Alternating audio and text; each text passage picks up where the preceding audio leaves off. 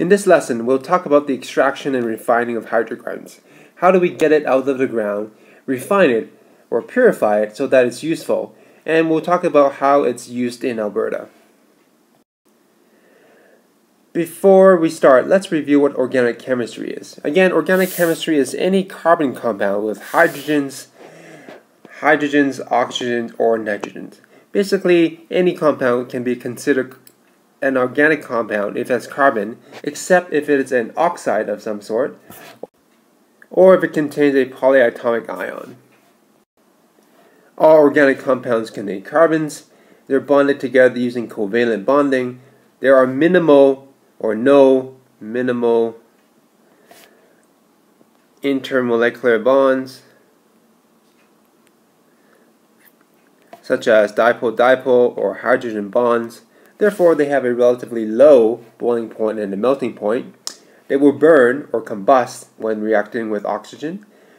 They are relatively nonpolar, so they're miscible with nonpolar solvents. And because it is made of carbon, and each carbon can form 4 additional bonds with other atoms, they tend to form very large molecules. Most of the world's hydrocarbons come from fossil fuels. Again, fossil fuels are natural gas, methane, crude oil, heavy oil, oil sands, and coal. These hydrocarbons can be used to make many products. Most of them are plastic or synthetic, like nylon, fuel, like jet fuel, gasoline, propane, and all sorts of combustible material.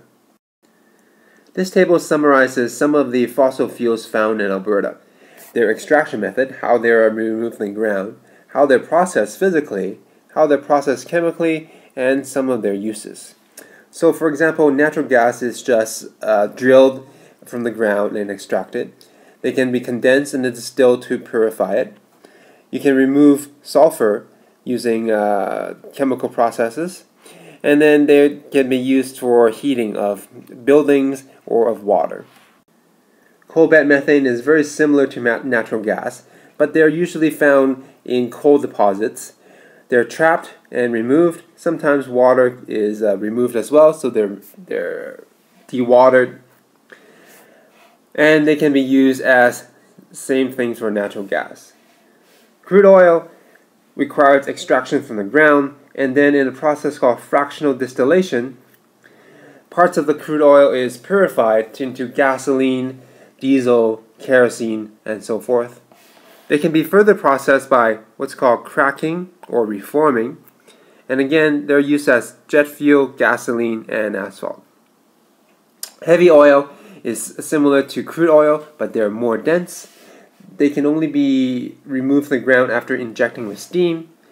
After that, they need to be separated from the water and the sand. Again, they undergo fractional distillation to give you the same uses as crude oil. Oil sands is a mixture of bitumen and sand. They need to be extracted from the ground, the sand removed, the water removed, and then it can be made into synthetic crude oil to provide gasoline, kerosene, asphalt, and diesel. And lastly, coal is a solid fossil fuel. They're mined from the ground, they're crushed, ground, and then used for energy production in energy plants. Most of the province's oil sands are located near Fort McMurray, whereas natural gas deposits are located throughout central and southern Alberta. Around the area around Leduc and Devon was the site of the province's first oil well. Most of Alberta was thought to be under sea about 500 million years ago, and during this time a lot of plant and animal life was growing. However, when they died, they were covered with sand and silt, and they were crushed. After a million years and lots of pressure, they turned into fossil fuels. Now, most of the fossil fuel in Canada is found in what's called the Western Canadian Sedimentary Basin. This basin also extends into Saskatchewan. Let's look at natural gas as our first example of fossil fuel. Natural gas is mostly methane, but there's also some ethane as well as some propane. There's 2 types of natural gas in the province, what's called sweet natural gas and sour natural gas. Sweet natural gas has very little sulfur. However, sour gas has some sulfur, and the type of sulfur is called hydrogen sulfide. At very low concentration, hydrogen sulfide smells like rotten eggs. However, at slightly higher concentration, it will knock out your sense of smell, and at even higher concentration, it is deadly. When natural gas is burned, some of this hydrogen sulfide is converted into sulfur dioxide, and then when sulfur dioxide is mixed with water in the atmosphere, it will produce sulfurous acid, which will lead to acid deposition. In this diagram here, it shows how natural gas can be trapped under rocks but above water. There's various different formations of rocks that can be found, and natural gas is always found at the top of these layers. Because sulfur in fossil fuels is a problem, it is removed before it is sold to consumers. This is done in a process called hydrotreating, where the sulfur in the fossil fuel reacts with hydrogen gas to produce H2S. This fossil fuel is then condensed to produce a liquid, but the hydrogen sulfide gas remains as a gas, and then it's converted to sulfur and water via a Claus reactor. Often, if you drive by a refinery, you'll see a pile of yellow solid on the property. That pile of solid is sulfur that was removed from the fossil fuel. The sulfur then is sold in fertilizer or mixed into asphalt. Next, let's talk about crude oil. Crude oil is a mixture of different hydrocarbons, from small chain hydrocarbons to long chain hydrocarbons. How these hydrocarbons are separated is through a process called fractional distillation. Crude oil enters from the bottom of a fractional distillation apparatus, which is really just a giant metal tube from the bottom. The bottom of this tube is heated, so the oil is heated. As the different compounds in the crude oil reaches their boiling point, they start to boil. Now, smaller hydrocarbons, because of their lower London dispersion forces, tends to boil at a lower boiling point, but then will condense at the top of a column. So things like gasoline and kerosene tends to collect at the top, whereas heavier things like diesel oil or fuel bunker oil for boats, they will collect at the bottom. Here is another picture of a fractional distillation column. Again, oil enters the column from the bottom, it's heated, it starts to boil, all the components starts to boil. However, in this column are what's called plates. These plates serve as condensers for the different hydrocarbons. At the very top of the column, the plates are cooler because they're further away from the heat source and will collect very light hydrocarbons such as petroleum gas and gasoline. Further down the column, the temperature is higher and will collect higher boiling point hydrocarbons such as jet fuel or kerosene. Lower down, the boiling point is even higher because it's closer to the fuel source, to the heat source, and it will collect fuel such as diesel and fuel oil. At the very, very bottom, it will collect things that do not boil at all, such as wax and asphalt. Another way to purify hydrocarbons is to perform what's called a solvent extraction. Here, a solvent is injected into the hydrocarbon to remove impurities. Remember from Chemistry 20, the rule like dissolves like.